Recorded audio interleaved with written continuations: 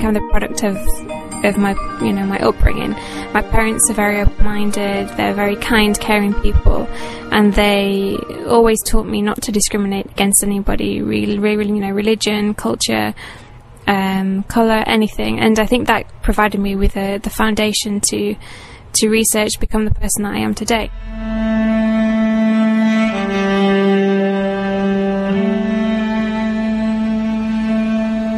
When people see me now as I am wearing hijab, and obviously, you know, the people that knew me before, I think a lot of people's first impression is that oh, look at Mel, she married a Muslim guy, and, you know, kind of look at her now, it's a shame, look what she has to be like, you know, now she's oppressed, kind of thing. And a lot of people associate me looking the way that I do with maybe because my husband wants me to, or maybe it's something that I've been told that I have to do, and it's just, it's completely against, you know, the religion and the reason that I'm doing it. I think you have a unique insight when you wear the hijab of really why you do wear it, and it's not for anybody else. It's not for anybody else, but, you know, for yourself, and for the sake of Allah. You know, that's the reason we wear that, not because anybody else has asked us to.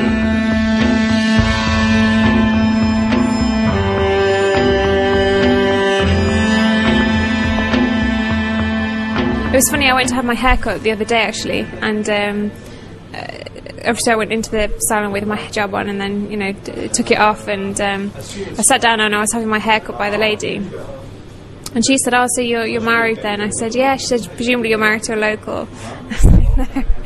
And she just assumed because I wore hijab maybe I'd married a local, and maybe they had asked that, you know, or told me that I had to wear it. It's just another example, I guess, of people's prejudice towards it. You know, people often assume you've been forced to wear it rather than it's because of your own choice. But I took it upon myself, you know, and I think we should to explain, no, you know, that's not the reason why I wear it, this is the reason why I cover up. And, you know, I don't think people should be dismissive. People want to learn, and that's how I started off. And if people had been dismissive of me, then, you know, I wouldn't be where I am today. So I think as Muslims, you know, we need to take it upon ourselves to take time to explain things to people.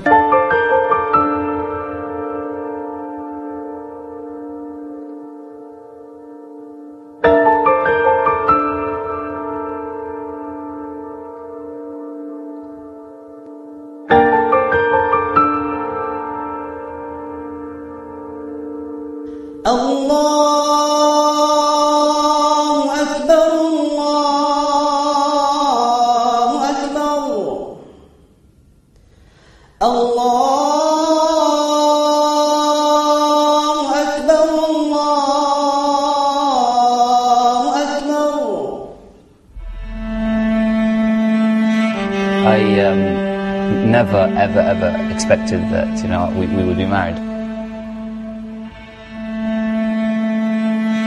Basically, when I first moved here, I didn't really come with any great expectations when I came to Dubai. I just think it was more of a career move than any particular. I was interested in the cultural change as well, but it was more of a career move, and with no kind of other expectations attached to that. But I don't know. I changed quite a bit when I first moved out here, and in terms of the people that I started getting to know at work.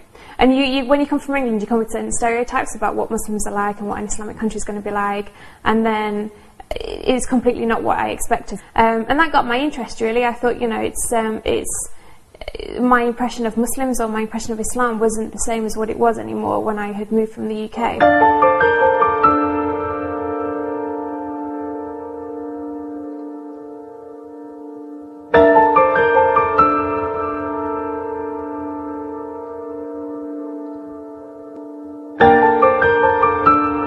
Unfortunately, people think that Islam is linked to oppression with women.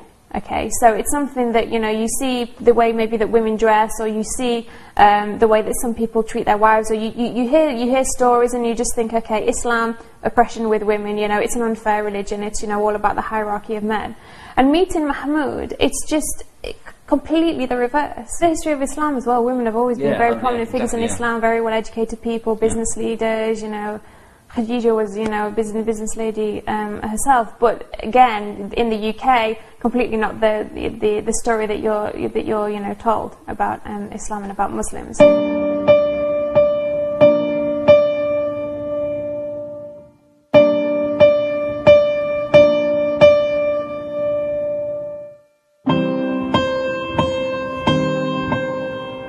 there was always something. I always believed in something, but I wasn't really sure what.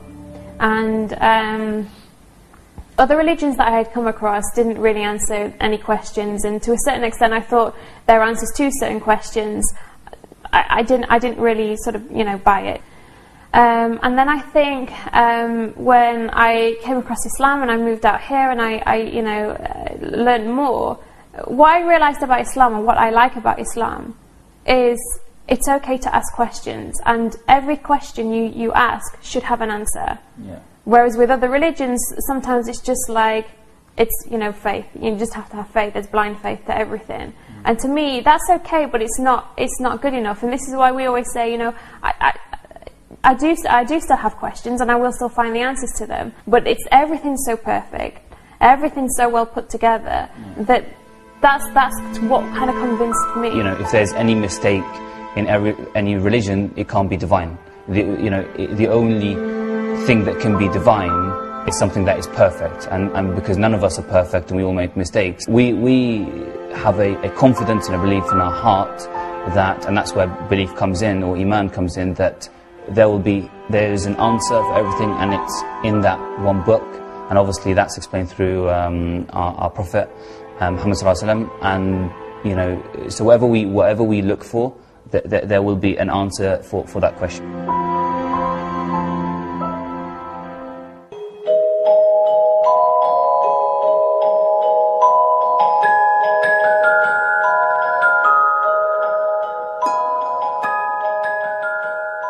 My friend Faris and I, we went to university together, you know, we used to get together and, you know, try and keep our iman strong and learn and, you know, encourage each other in that way. And when we came out here, we both realised it's actually quite difficult to find those kinds of things. So obviously, again, we've started to do that. We get together whenever we can.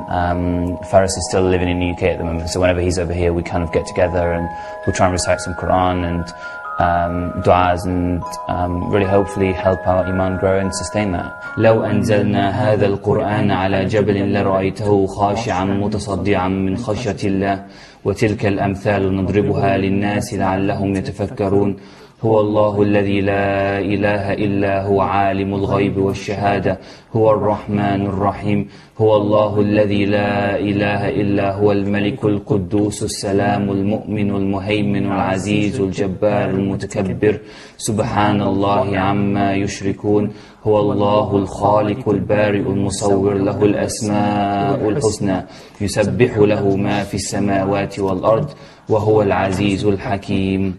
It's a good way of maintaining your iman. And what was one of the good advantages when we were in university was we got to do this on quite a regular basis, and we had a lot of free time to do it. But when you start working, you don't quite have that same time. So that's one of the reasons we do it. Yeah. Nowadays, we've made a rather dangerous separation between our daily lives and activities and what we do for religion, and we've created this artificial barrier. So doing these halaqat is a nice way of integrating these practices into our lives again, which is quite important.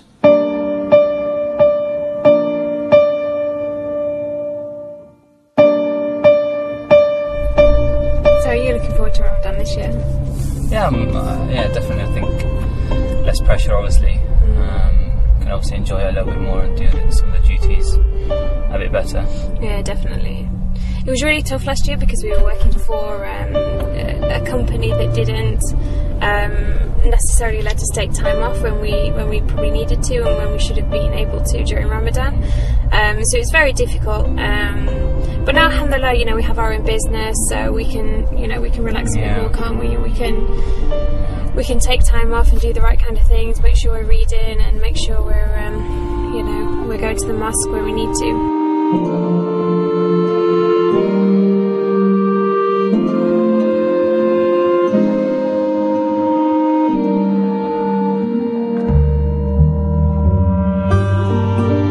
Allah knows you better than you know yourself. So sometimes certain things happen and you think, should we really get married, or is it really going to work out between us? But then everything happens in the right direction. You just think, you know what, it's out of our hands. It's meant to be for us to be together. And alhamdulillah, everything's, you know, been perfect, I would say.